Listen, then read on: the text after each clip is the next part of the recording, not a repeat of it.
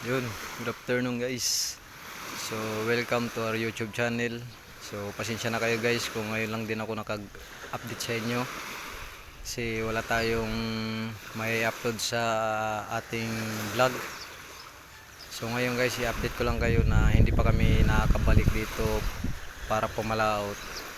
So, ngayon guys, amihan dito sa amin.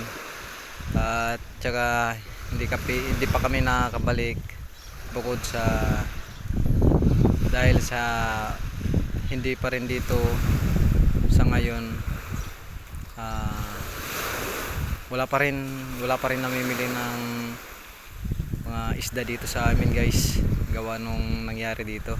So hindi pa bumalik sa normal.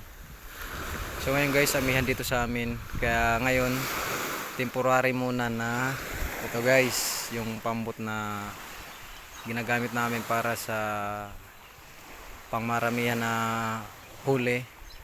Ito guys, so ni-repair muna habang di pa bumabalik sa normal yung pagpapalaot namin. Ayan guys, pero yung nakikita nyo yung puti na pambot dyan, so na kumukuha pa rin sila papa, pero sakto lang yung may pang ulam-ulam lang kami. Kasi ngayon, kung ito yung gagamitin namin is hindi rin may mabibinta yung isda, kasi gawa sa nangyari nung dito, yung nagka-problema, hindi pa bumalik sa normal, kaya wala pa talaga bumibili ng isda.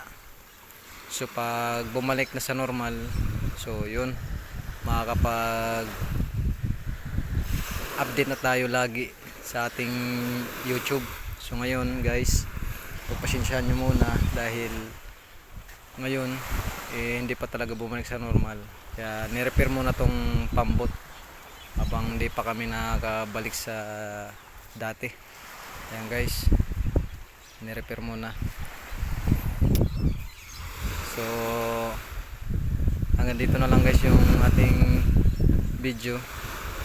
So sana guys, suportahan nyo pa rin yung aking YouTube channel, at shoutout din pala dyan sa ating mga subscriber, at sana bumalik na sa normal na marami ulit na mamimili ng isda para makapamalaot na kami. So yun lang guys, mag-iingat po tayo lahat dyan. So yun lang guys, God bless.